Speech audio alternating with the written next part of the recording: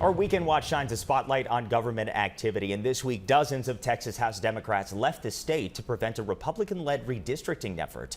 Many of those Democrats traveling to Illinois and across the country to block a vote to redraw Texas's congressional map. The remapping plan could give Republicans in Congress up to 5 additional seats in the 2026 midterm election. Republican Texas Governor Greg Abbott has ordered the Texas state troopers to find and arrest the Democrats who left.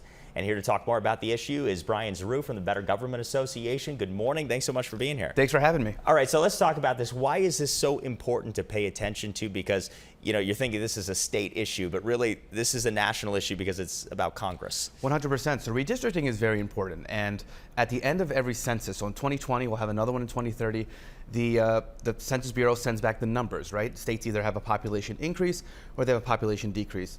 With those numbers, it makes up how many representatives each state get in the House of Representatives. Now, Texas is trying to do something. They're trying to redraw their maps in the middle of that decennial census to give themselves a leg up in the election next year.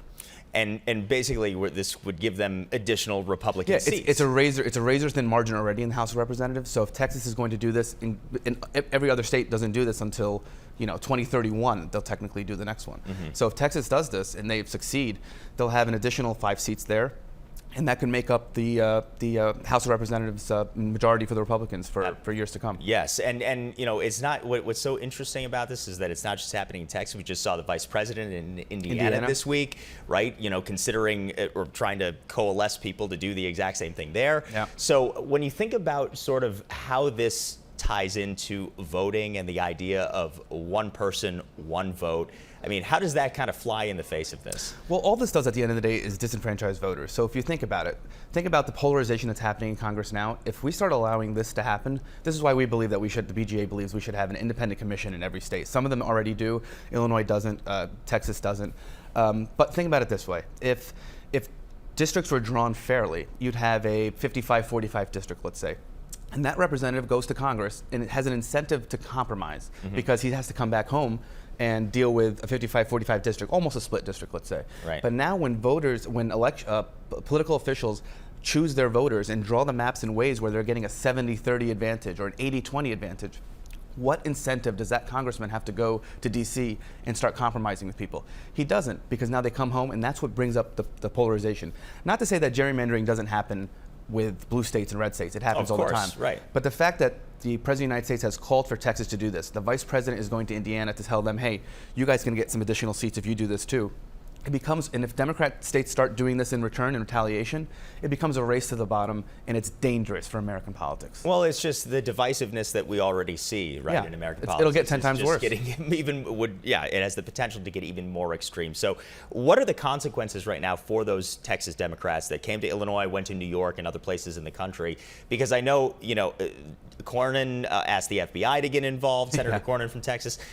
They said they would assist in locating them, not necessarily bringing them back. But, I mean, what kind of consequences are they facing? It's a very unique situation. So, for instance, right now I know from a civil side they're facing a $500 a day penalty.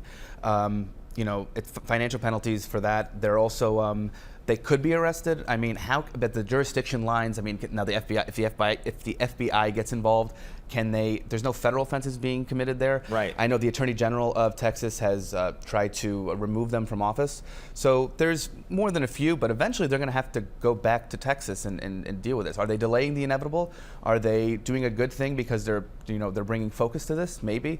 But how it ends, it's going to be interesting for the next few weeks. Well, it's interesting. I know that the Texas Democrat lawyers have issued a statement saying that these legislators are doing what is totally called for in the Texas Constitution. They are allowed to break quorum if that is part of what they're doing to try and maintain what they think is the right thing to do for their constituents. I mean, if that's true, sure. But at the same time, how long can they stay? They have families, they have children, I assume. They have lives in Texas. Yeah, weeks. Are they just waiting for the Texas Republicans to abandon the effort?